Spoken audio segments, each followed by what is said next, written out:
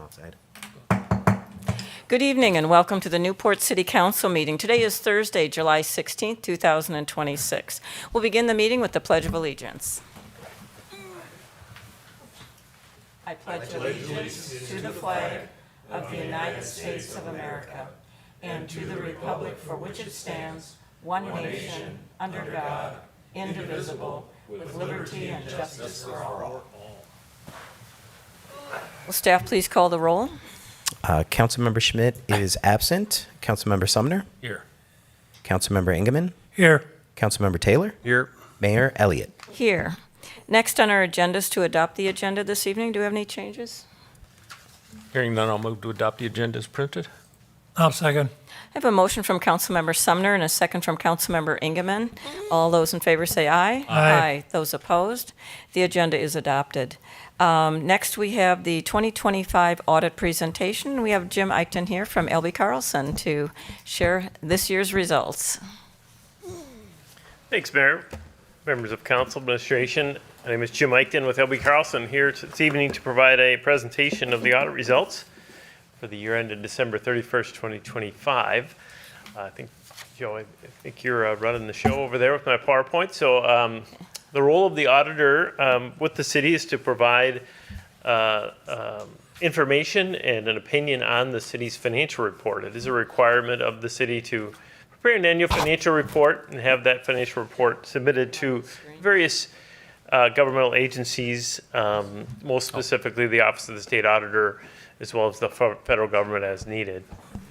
As part of the role of the auditor, we do audit your internal controls over financial reporting, those financial reporting activities, as well as your compliance with Minnesota legal compliance areas, specifically statutes that are provided by the Office of the State Auditor. So the next slide, in my audit report, we do provide what's also called a management report. The management report provides a summary of the findings for the audit for the year, as well as providing some additional information on the financial results, which I'll cover. We just lost everything. Oh, there we go. They're toying with me. So in that document, we did provide the financial results, the audit results for the year. So we did issue an unmodified opinion on the city's financial statements. An unmodified opinion was a clean opinion you were looking for, a positive opinion. We did report two matters that I don't classify as findings, but reportable items. The city does have limited segregation of duties and relies on a limited staff to prepare and complete the controls of the city. The city council should be aware of those controls. We do find compensating controls in place related to that process that allows for the city to operate effectively and efficiently. We also help and assist with the preparation of the city's annual financial statement. Anytime an auditor has that sort of role, I'm required to report that to the council. Again, no action really related to correcting any of those items, just an awareness factor. On the next slide, we did have one finding this year related to your compliance with Minnesota laws and regulations. The city is required on an annual basis to prepare and submit an unclaimed property report to the state of Minnesota that lists out any unclaimed property. Mostly the unclaimed property would be things like outstanding checks that are outstanding. Nobody really claimed those proceeds. That particular report was not filed on a timely basis this year, and was filed after the deadline. It was filed, after the fact, but it does have a deadline in place for submission of that particular item. We did not have any issues with compliance. The city did comply with the report in terms of what it was intended to do, and really reporting the unclaimed property. It was really just a timeliness of submission. So moving on then to the financial results for the year. We do, in my management report, provide information on the fund balances and the financial activities, both of your governmental funds as well as your enterprise funds. And you can see on the PowerPoint, we do provide some very small detail on the fund balances, but I'll cover a couple of the highlights. The general fund of the city did experience a decline in fund balance of about $350,000. That was very close to what was anticipated in the budget. for the year. You did anticipate a deficit in the budget for the year. The financial results really reflected your revenues were in excess of budget. Your expenditures were lower than budget, which is exactly what you would hope for. There was a transfer that was made out of the general fund to the Economic Development Authority for the purchases of land that ultimately was the majority of the decline in that fund balance category. You can see throughout the presentation on the fund balances, there was a significant activity related to sewer lining projects. The decline in the overall balances relate to those projects. Most of those projects are going to be funded in upcoming fiscal years through either special assessments or grants or some other intergovernmental revenue. So we'll see that fund balance swing around in the near future. I think the next graph goes into specifically the general fund. The general fund balance, as I mentioned, did decline roughly $300,000 this particular year related to the items I mentioned. If you go to the next graph, you'll actually see a presentation that we put in there this year that represents the city's fund balance policy. The city's fund balance policy in the general fund strives to maintain a fund balance of 40 to 50% of operations, 40 to 50% of expenditures. You can see that particular graph shows the green line is showing that percentage for the last 5 years, and the red line is really that percentage at 40% to show the comparisons. So at the end of the fiscal year 2025, the city does have a percentage of roughly 79.3%. It is lower than what it has been, but that is related to that transfer that I referenced earlier. So as you look at that, there's no action to be made other than to be aware of the percentages. Your percentages, fund balance policies are very consistent with what the recommendations would be of both my firm as well as the Office of the State Auditor. They use those percentages. So those are very positive results in that particular presentation. So next graph shows I believe, shows some data on revenues. Some of the highlights in the general fund this year, the general fund's revenues were higher than budgeted, as I mentioned. There were more activity related to building permits, which is certainly a positive thing for the city. You had additional revenues in investment earnings, which is again a result of the market, but also a reflection of the city's actions being taken to invest in those areas to gain those positive market values. The graph also shows some trends over the last 5 years. You can see the property taxes did increase in 2025, mostly related to an increase in the levy that took place. And you also see that increases in those licenses and permits, as you see on that particular graph. The next slide shows the exact same information on an expenditure basis. As I mentioned, expenditures were lower than anticipated than in the budget. Overall, some of the areas that did that were actually higher in the budget was building permits. You had some additional revenues, however, that offset those permits. Anytime you have more permits, you're going to have more costs. You outsource some of those inspections. But overall, expenditures were less than budget by about $200,000, which is what you would anticipate or hope for as a city. On the graph, you do see some trends there showing some of that information. Overall expenditures increased about $250,000. One area that continues to grow is in the area of public safety. Public safety costs increased by about $130,000 this year over year. Again, that's really a contracted service that continues to increase. I will say that when I look at other cities of your size, that particular graph is also increasing at a very significant level. City governments are making public safety a priority, and the city of Newport is no different. So moving to the next graph, the city does have 4 different enterprise funds. These are really business type activities, including the water, the sewer, street light, and storm sewer activities of the city. You can see there that you had some very positive operating results in that particular fund, increasing net position by almost $3 million year over year.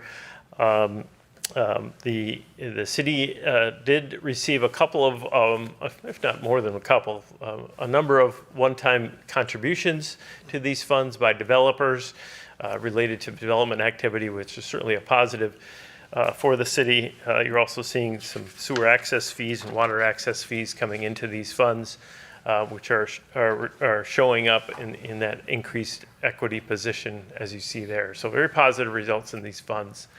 Next slide shows individual funds activity. This particular graph is intended to show trend data over the last 5 years for this water fund.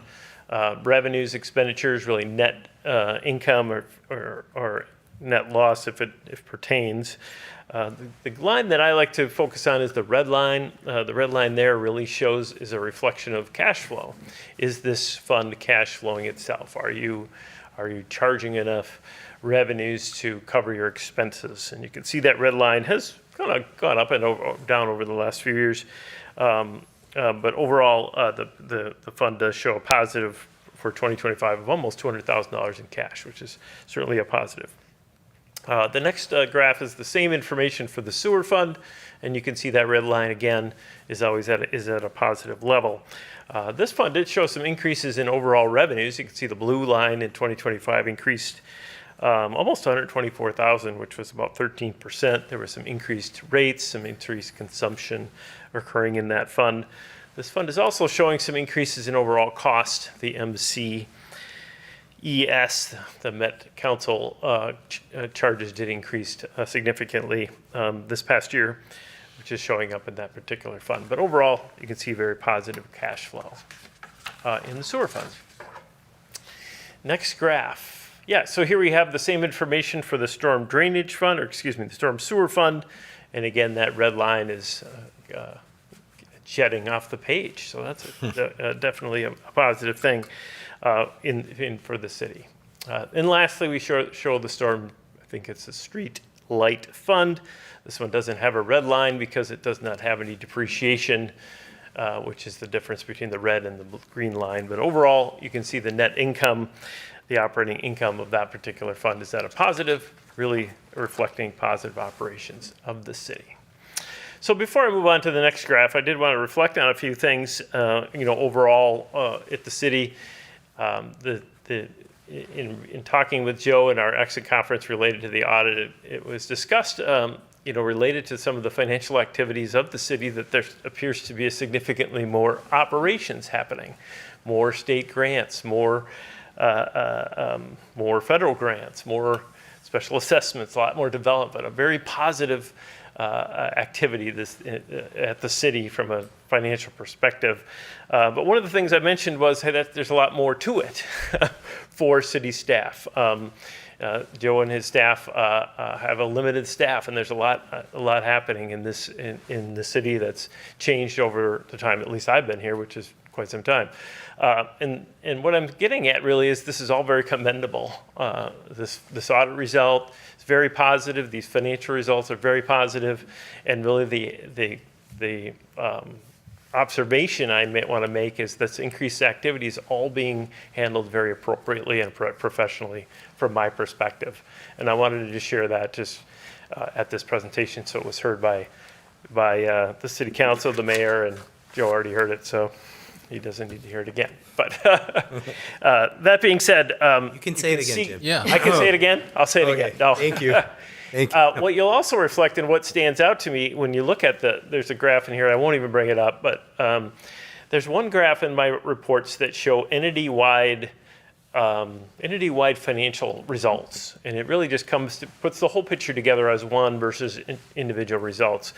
That particular graph went from an equity position of about 30 million last year to about 35 million this year. So about a $5 million increase in overall well-being at the city from a financial perspective when you really were starting at 30. It all happened in 1 year. And those are very positive things for the city, and really will vault you forward in a very positive manner. It really just jumps off the page for me when you stand and look at it. So I just want to bring that forth to you as well. That being said, there are a lot of work that Joe has for going forward with the grants that he's got working on and his team and the special assessments and all that work. There's a lot to it, and so be respectful, I guess, as an audit team and as a group to what they have to go through and some of the challenges they have, which aren't normal always in city government. So moving forward, I think I have a couple of graphs left. Yes, I do, as an auditor, provide accounting and auditing updates each year. The Governmental Accounting Standard Board is always changing, and we did implement a new standard this year. Nothing to point out. We are going to be issuing and changing your financial report for some of the financial reporting model that's changing for next year. And all that's in your report, and really nothing to be too excited about other than we got you covered. So the last graph shows a summary of the audit results. I did issue a complete opinion on the financial statements. We had those 2 reportable conditions, the one finding which has already been corrected, the slight decline in the general fund financial position. You are adhering to your general fund balance policy, and I did mention the improving financial results both in the enterprise fund as well as the city as a whole. And lastly, the city is very committed to the audit process.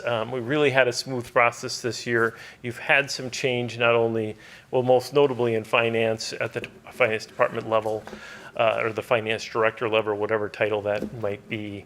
And really things are very smooth, and the transition to those individuals have gone quite well from an audit perspective. So with that, I'll turn it over to you for any questions you might have for me. Thank you. Councilmember Sumner.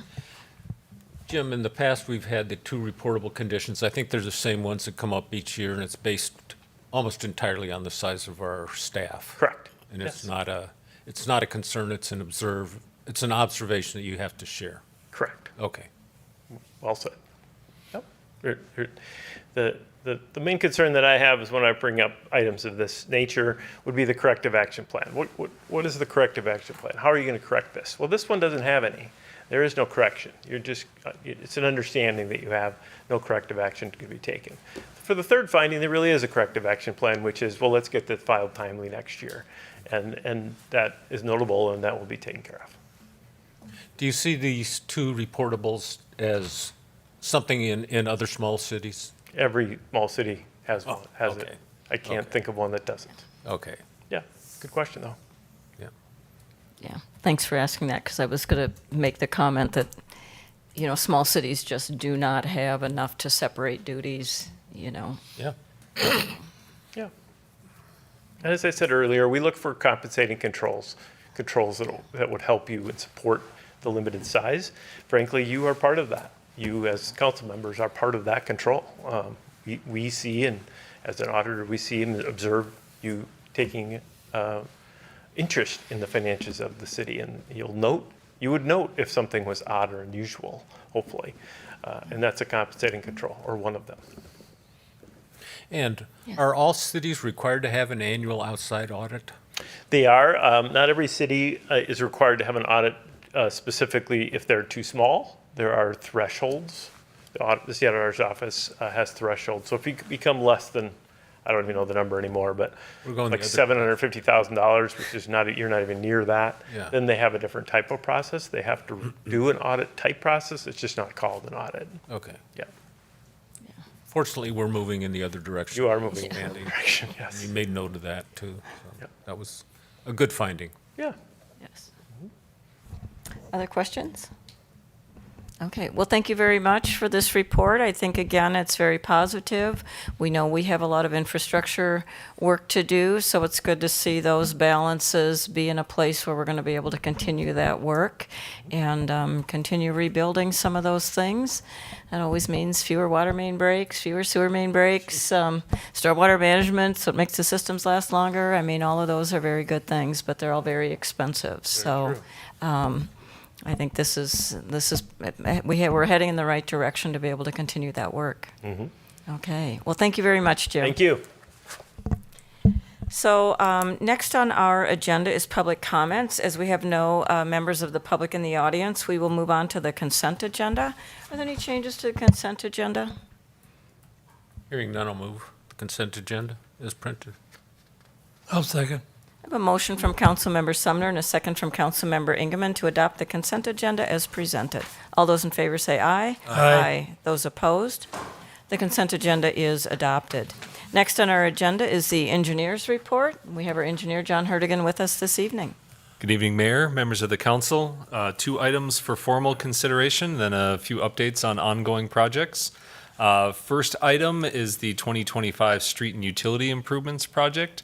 Meyer Contracting has remobilized to the site to put in the storm sewer from the river east through the unimproved right-of-way of 17th Street. That's along the south edge of the Circle K tank farm, up to Cedar and approximately about 110 feet east onto the improved part of 17th Street.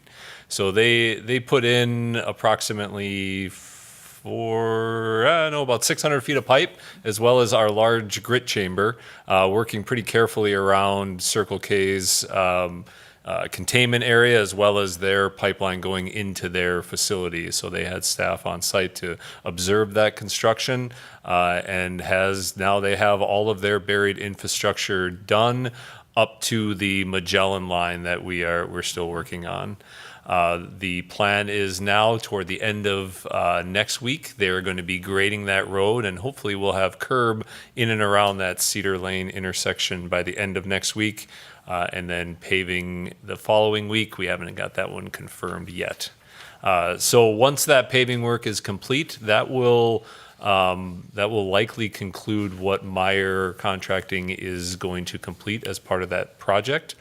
We have engaged Geislinger, who is our contractor for the 3rd Avenue improvements, about completing the remainder of that storm sewer work. I'll get to that in the project updates. But the item for consideration on the 2025 street improvements is the partial payment number 9. The contractor has completed $2,817,000 worth of work on that project, less 5% retainage and the previously paid amount. The partial payment number 9 in the amount of $222,637.96 is requested by Meyer Contracting. Thank you. Any questions? Again, this is kind of a standard request that these payments come through as the work gets done. I would mention, as our auditor said, we are bringing in a lot of money to help pay for these things, to try to keep that off the property taxes. And, as a result, when we see these big dollar figures, it doesn't necessarily mean it's all City of Newport money. I mean, it's ours as it comes in through the grant process, but it's not necessarily property tax dollars doing it. So I think that's helpful for everyone. And basically, all this work that's been done from the river to where we're at right now on 3rd has all had a lot of supplemental funding to help pay for it. So with that, I guess I would. Any questions on this? Any motion to approve? I'll make that motion for partial payment number 9. I'll second. I have a motion from Councilmember Sumner and a second from Councilmember Ingeman. Any discussion? All those in favor say aye. Aye. Those opposed? And the partial payment is approved. The next item is our 3rd Avenue Improvements Project. I mentioned Geislinger and Sons. They are the contractor that the city has hired to do this work. They're progressing very quickly and very efficiently. I think I mentioned at the last council meeting that they had a pretty difficult excavation at the intersection of 17th and 17th Street and 3rd Avenue, in and around multiple pipelines and some deep excavation. They got in and out of that intersection pretty quickly and has kept up that momentum, moving the water main and sewer mains both north and south from that intersection. As of today, all of the sanitary sewer mains are installed. They should be done with the water main work by the end of this week, and they have their second crew working on connecting the individual home services to water and sewer. In about a week or so, we will move into storm sewer construction. Up till this point, we've almost exclusively just been replacing pipes in the ground. when we do the storm sewer, this will be all new pipe, so this will involve a lot more bedrock excavation. So we're bracing for a little noisier few weeks. I know that folks in the area are likely growing tired of us already, but I can assure you they're moving along as quickly as possible. Slightly shorter days over the last few weeks. They're only working until like 5:30 and only putting in 10-hour days with all the heat. But the guys are doing great work. We're getting a lot of great feedback from our staff that's on site, and with 2 crews working in the area, they're doing a great job to get in and get the work done, like I mentioned, pretty efficiently. They have requested their first partial payment estimate. As a reminder, the total contract amount for this project is $3,085,000. To date, the contractor has completed just under $670,000 worth of that contract, and less that 5% retainage, they are requesting $636,060.77. Okay, any questions on that? Do I have a motion? I'll move. Second. I have a motion from Councilmember Ingeman and a second from Councilmember Sumner. Any discussion? I have one question. Yes, Councilmember Sumner. We've talked in several different locations about expanded hours for the people to operate. You just mentioned that they're only down to 10 because of the extraordinary heat that these guys are facing, and just to be out there that number of hours is commendable. Have we had any concerns expressed from people when they are working these extra hours? Because we've been asked for other locations to have expanded hours. I'm just wondering what the local residents are feeling and expressing to you about expanded hours. I have not I've not heard of any complaints or any feedback. I can check with our staff on site to see if, a lot of times they'll have that dialogue on site and provide an explanation as to why they may be doing this. And then if they are starting early or going late, we can usually correct that in the field without it getting up to me or staff, or at City Hall staff. But nothing has crossed my line yet. That's enough for me to be happy with. Yeah. Thank you. Any other discussion? With that, I announce the motion. All those in favor say aye. Aye. Those opposed? The partial payment is approved. So then a few updates continuing on with the 17th Street improvements. So as mentioned, we had provided some preliminary information to Geislinger about the scope of work and the complexity of working in and around the pipeline. They were frankly, maybe not excited might not be the right word, but very willing to take on that work, especially with their crews in town and with having the equipment and the ability to procure the materials. So MSA had prepared updated plans to remove part of the work from the original 2025 plans and then incorporate them into the Third Avenue plan. So we provided those to Geislinger this week. And then, so they are in the process of reviewing and then providing unit prices for the different work items. We also have a meeting scheduled for Wednesday of next week with the operations team from One Oak, so that Geislinger and One Oak can kind of understand what those expectations will be and what the construction means and methods will be to make sure that everyone's on board with that work. So we're hopeful that we will be looking to execute a change order to the Third Avenue project. A lot of this work is very similar to what they're already doing, so it blends well. The unit prices are going to change slightly because it is different work, but we do have a basis that we can kind of use as a judge to make sure that we're still getting a good cost for the work that's being performed. And so hopefully within 3 weeks or so, or mid-August, we'll have a path forward to start getting this work done. I know that the One Oak has a contractor identified to do that concrete cap over the top of their pipeline. I don't yet know what schedule that has, but they have identified a contractor, and they were likely waiting for us to see who we could get to do this work. So positive developments. We still have a long way to go between then and now, or now and then, but we're hopeful that we're moving forward. And are we keeping in touch with the neighborhood, just of like what's anticipated and what's happened so far? And Yes, there will be the two property owners on the south side of 17th between First and Second Avenue will be largely the most impacted, and we've had some dialogue with both. We would expect that once we have a contractor on board, that'll be a sit-down meeting and showing what impacts there will be to their property, because there will be additional impacts. We are moving that storm sewer further outside the street, so they'll be occupying a portion of the right-of-way that we didn't intend to be excavating within.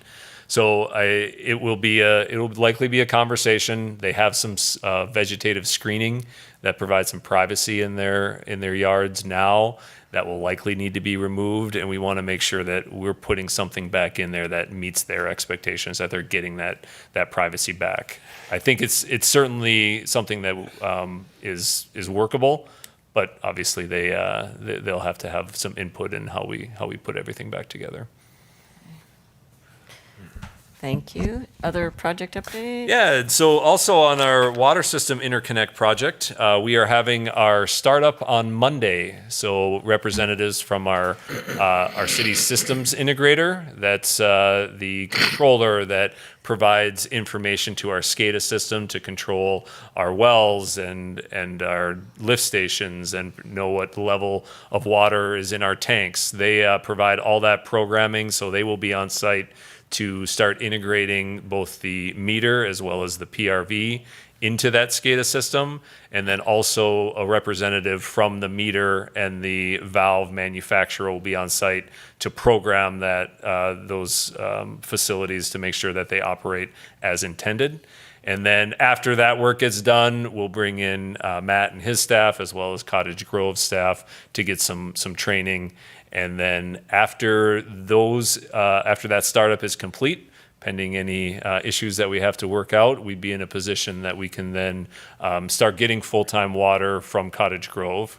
We would expect that we'll probably have maybe a couple-week period where we'll test things out and then get some information out to the public, including some frequently asked questions and a notification letting folks know that nothing is really changing from a delivery standpoint. It's coming from a different source, but Newport is still going to be the operator of our facility, and we're going to be their first call if they have concerns or questions. Okay. And I think, and I've said this before, but I never know who might be watching, for a first time, but this interconnect is really about the fact that Cottage Grove has built a water treatment plant that filters out PFAS. And we are not at that stage yet, so what it will result in is that it will be PFAS-free water versus what we're doing right now, which is mixing from our two wells to bring, the PFAS number down below what the EPA recommended number is. And the EPA number has not gone into effect yet, so we're not running into any sort of compliance issues, but it has always been our objective to comply once that number came out. And so this allows us to have water that's already been filtered and treated, I guess, however you want to describe how the GAC system works. And the contract is for 3 to 5 years. So this is not a permanent solution. This is just a short-term solution while we continue forward with our own treatment options for Newport. Thank you, Mayor. And then my last update is for the 12th Street Area Improvements Project. You may recall that we were anticipating to award that project this evening. Well, the city had received a federal grant through a congressionally delegated Congressionally directed spending. Thank you. And so that program or that grant is administered through the EPA. And we were aggressive in getting our plans out and designed and bid. And the process by which the grant is administered is a little slower. We can anticipate some of the requirements for that federal grant, like federal wage rates and other provisions that we can include in our bidding documents. But unfortunately, we didn't include all of them. So we have recently connected with our representative from the EPA, our grant administrator, and we've gone through our contract documents and are looking to make sure that all of the provisions are included. The ones that are not included likely can be added by a change order. And we're working with the contractor. For instance, they have a BABA requirement, which is Buy America, Built America, and that is for American iron and steel for our products. We didn't have that specific certification requirement in our contract, so we have to work with their suppliers to see if there's any kind of cost difference. If there is any, it'll be pretty minor. Our specifications call out that it has to be domestic iron and steel, but not the exact language that's required by BABA. So we, at the EPA's recommendation, we're going to hold off awarding the project until we make sure that they're satisfied that all the requirements are met, and so that we don't get into an issue where we've awarded a contract prior to a grant agreement and any of those costs would become ineligible. We have communicated this to A1 Excavating. They're the low bidder for the project. They are still very interested in doing the work.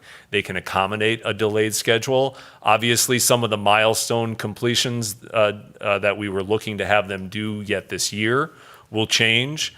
But once we get an idea of when this will be awarded, we can go back and look at how much we can get approved, completed this year. Likely working from the river east, so that first block, or maybe the first 2 blocks of 12th Street would be the first area that we would look at. But again, we set up this project so they have all year next year to complete this work. And if that isn't enough time, we can certainly work through with the contractor to make sure that they have ample time to get their work complete. And I believe that ties a little bit to another item on the agenda in a few moments. Well, and I think to our auditor's point about there's a whole administrative component to when you get this, federal or state money, and this is just another example of there are some different requirements that vary for different types of funding sources, but this grant was for over $1 million, and so if we have to go back and make some changes and we have some delays, it's still $1 million in the end, or it's $1,093,000. So it's a significant amount of money. Sorry it is happening that we have to redo this, but nonetheless, I still think it's good for our residents.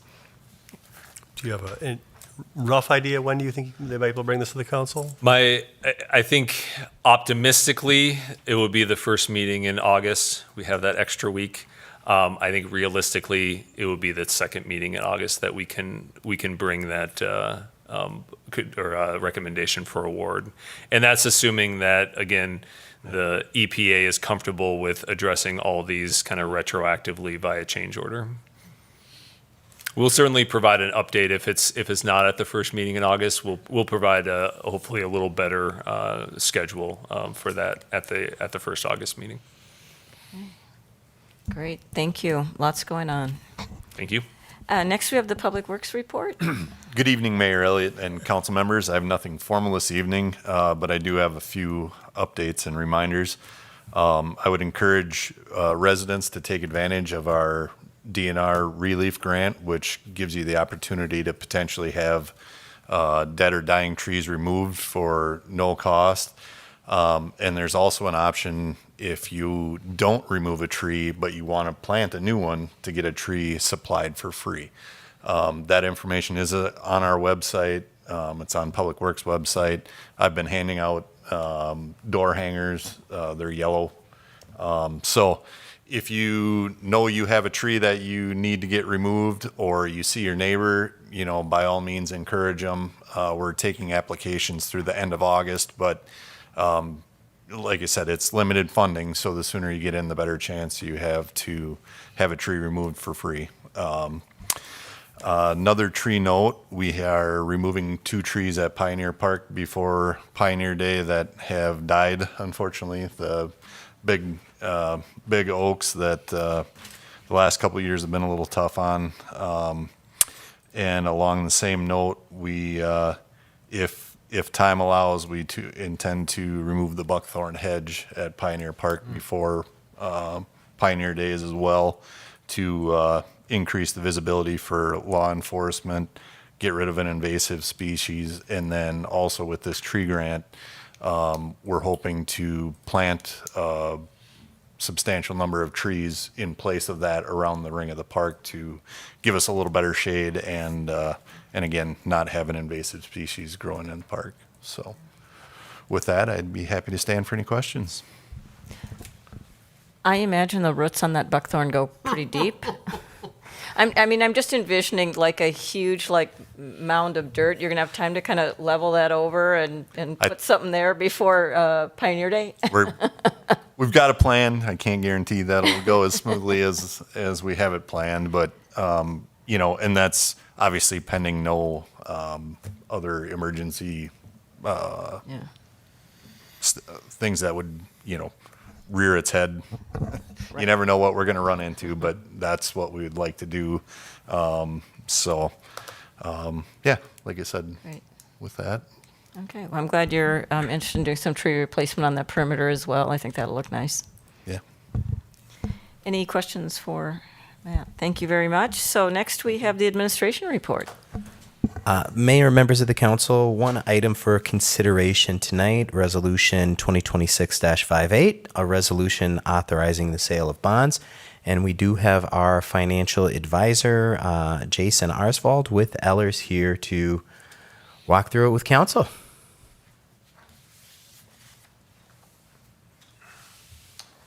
Good evening, Mayor, members of council. Again, Jason Arsvold with Ellers. As I think you all are well aware, with all of these various road and utility projects you've been discussing, one of the strategies to pay for all of that was to have some portion of that financed with debt. I think the last time I was before you, we were talking about a larger tax abatement bond.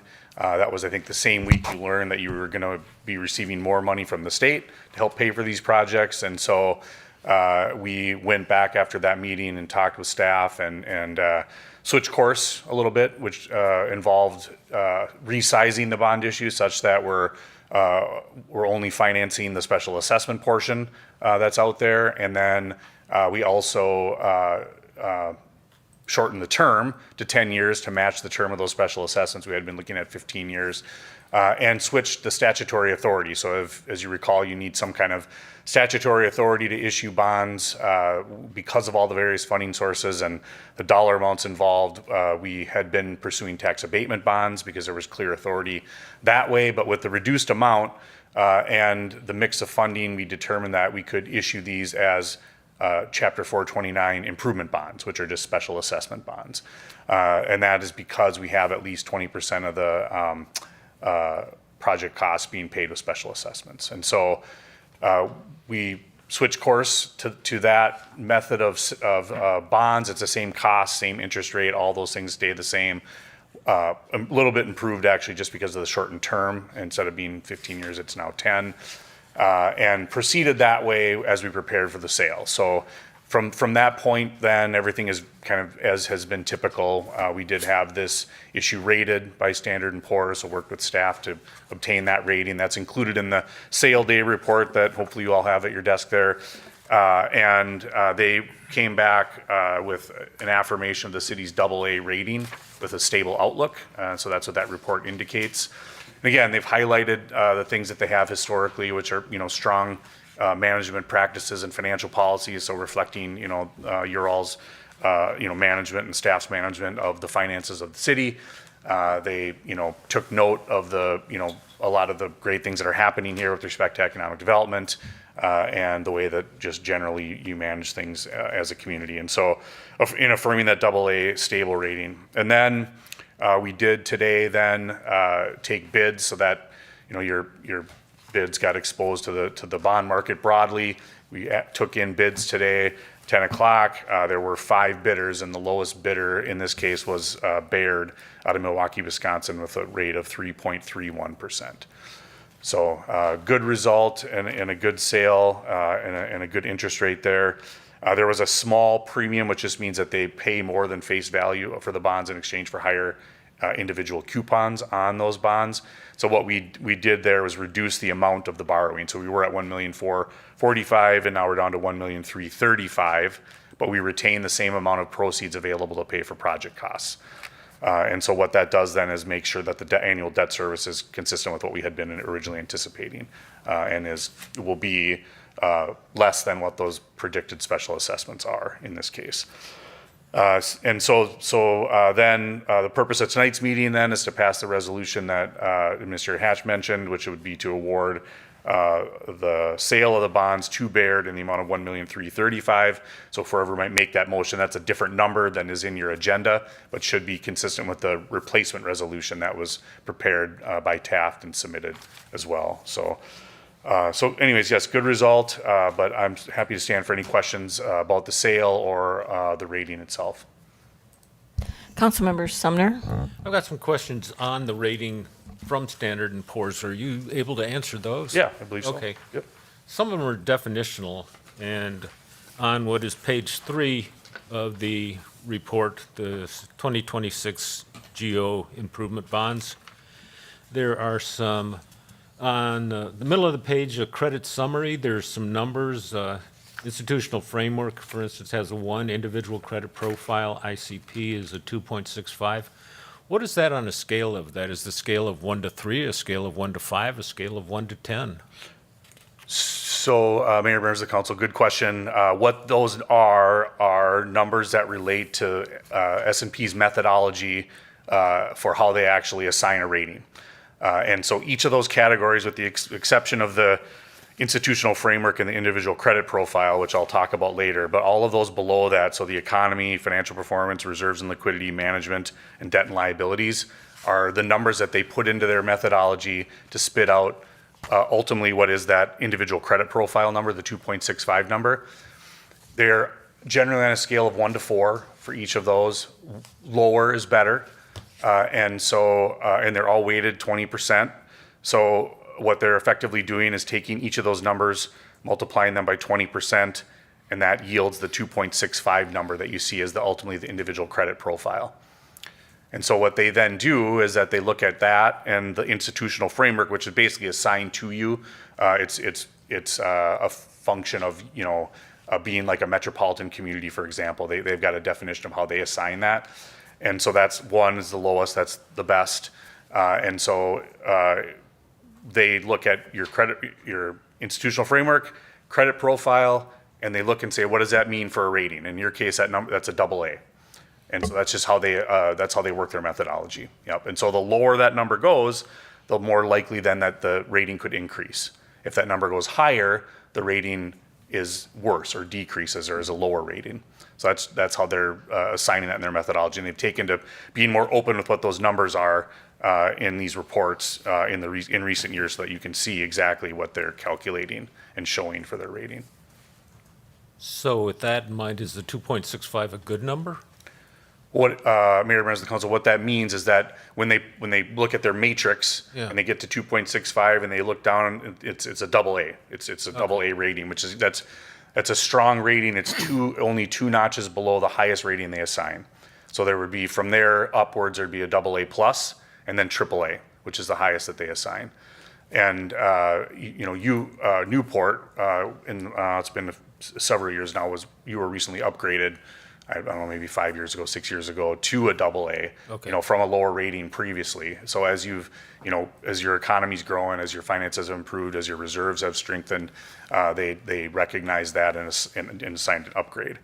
The next 2 thresholds are harder to reach and are largely dependent on really the values and incomes in the community, the economic metrics that are there, and they allude to that in the report if you kind of read through that. So when and if those metrics strengthen, then there could be an opportunity, these numbers would change, right? So the economy right now is a 4.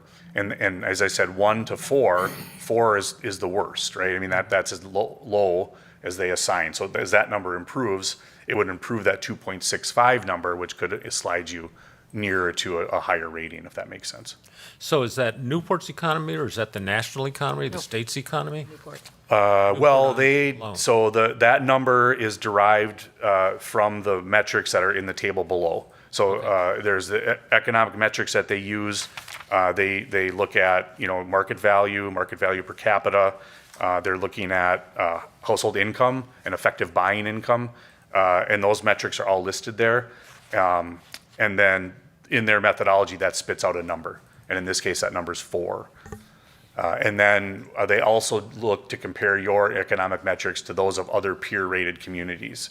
So like if they assign a AA rating, as they have in this case, they're going to look at other AA rated communities and say, is this consistent with the metrics that we see in those AA rated communities? And I think what the analyst told me on the phone actually is that your economic metrics are on the lower end of those AA rated communities, but still within that, within that framework. So just kind of how they operate and how their methodology works. But the economics are primarily market values of your property in the community and the incomes of the people that live here. And they manipulate those numbers in a couple different ways to come up with their answers. So that's the one thing. It's not really in your control, but as you think about economic development and growing the tax base and building, for example, as you have in some of these other developments, higher valued housing, things of that nature, that might start to change the income profile over several years. But that's what it would take to probably boost that rating up a little bit. Okay. So there are things we're working on, but not necessarily quick fixes. Correct. Okay. Yes. And then on the next page, 4, up at the top, there's available reserves, percent of operating revenues. There's nothing in there in that most recent line. Is that just because we haven't had a full year of data on there? I see the 2025 is a 6.4. This is just the top line up there, so. Yeah, Mayor, members of the council, I don't know why they've left that blank. I mean, we did have a pretty healthy discussion, and in fact, in the narrative of the report, they talk about reserve balances and where they're headed, but I don't know why that number's blank there. Yeah, because I would think we've got a half a year of data already, so. But Right? you've answered it. Yep. That's the last period for which we had audited financial statements effectively, or year-end information, so that's probably why. Okay. Well, those are the questions I had. Thank you for very thorough answers. Okay, thank you. Other questions?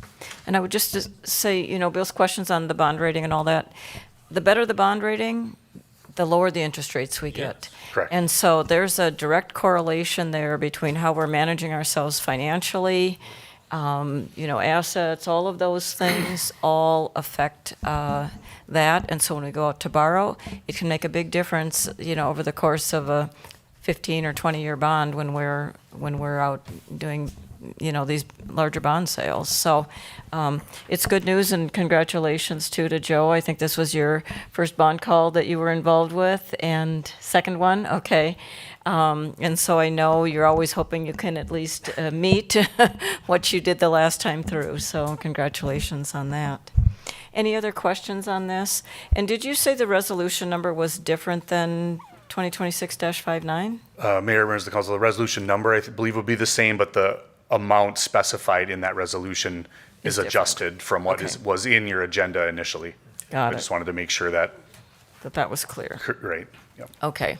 Well, if I can do the summary there, just the resolution and the number without referring to the amount. Okay. I don't have that in front of me. If somebody else wants to have that in front of them, they could go ahead and make. The corrected number? Yeah. 1,335,000. Oh, okay. I will move the resolution to get a GO bond of $1,335,000, named as Resolution 2026-59.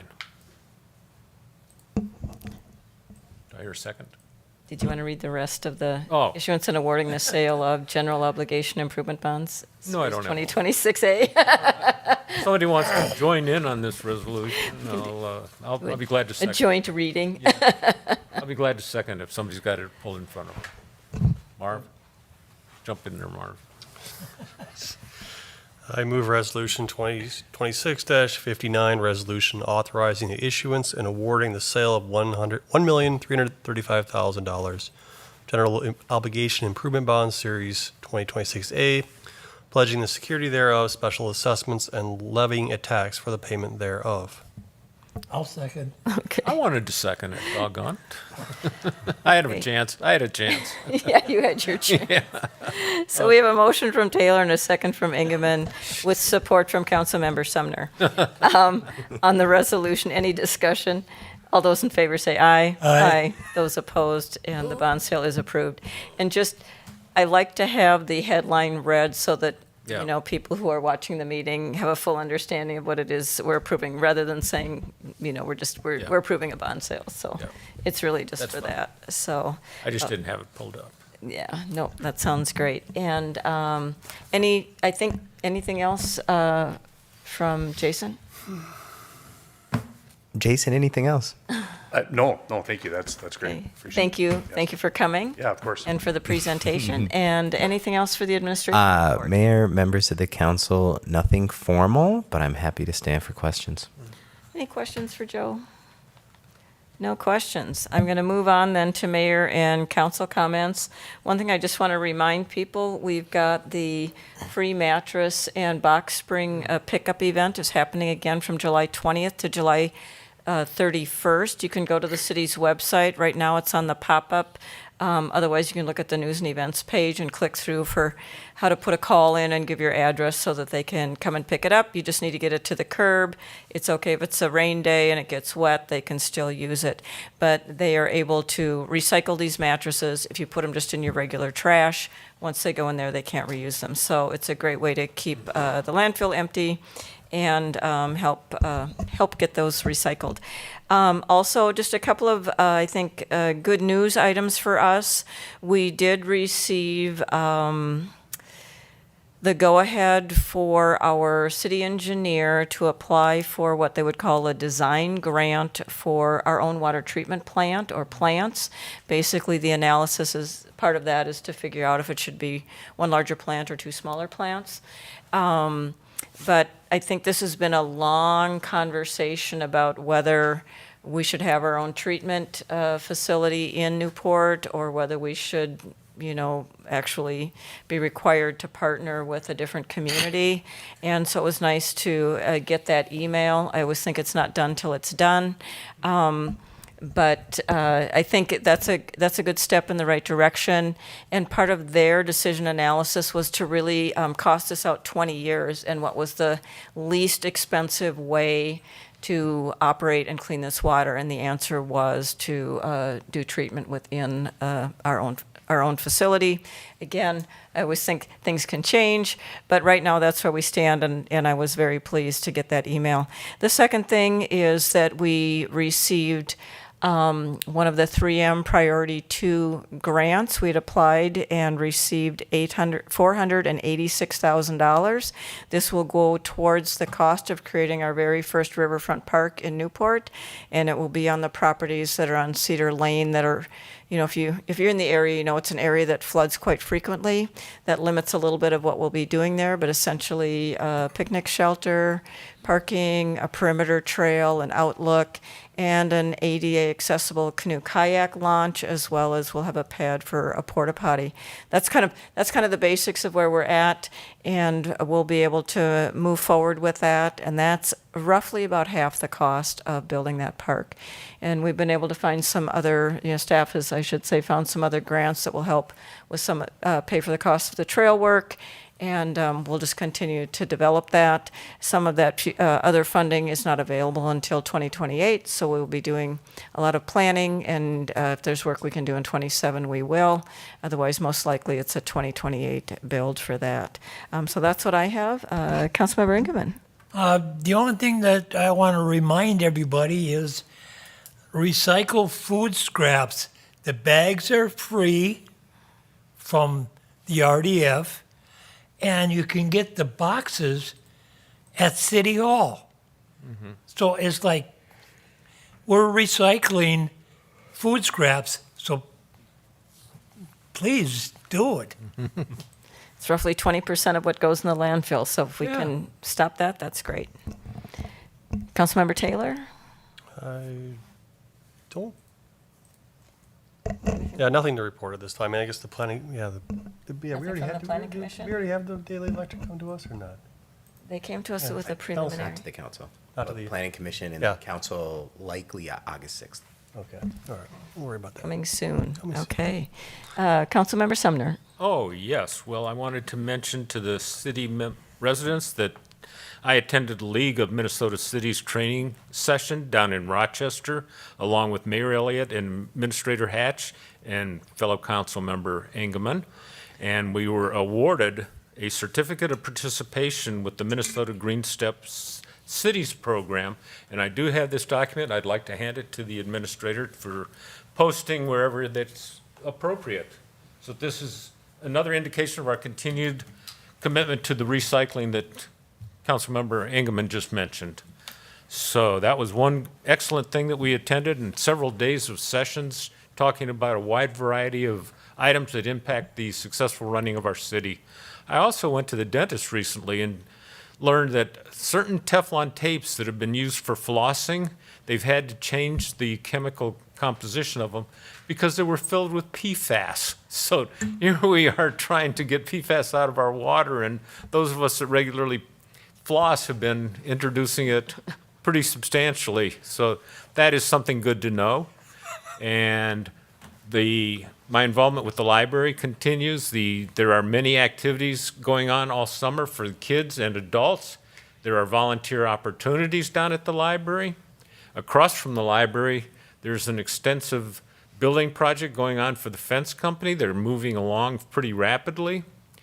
Another thing that's happening in the local area is the schoolie program from the Washington County has activities for kids and meals available in St. Paul Park at Pullman Elementary School on Mondays and on Tuesdays at Newport School. And this is from 5 to 6:30, and there's reading, games, and a meal. So these are some of the things that are going on in our local community to make summers more bearable. Thank you, council member. With that, do I have a motion to adjourn? So move. Second. A motion from council member Ingerman and a second from council member Sumner. All those in favor say aye. Aye. Those opposed? We are adjourned. Thank you, everyone.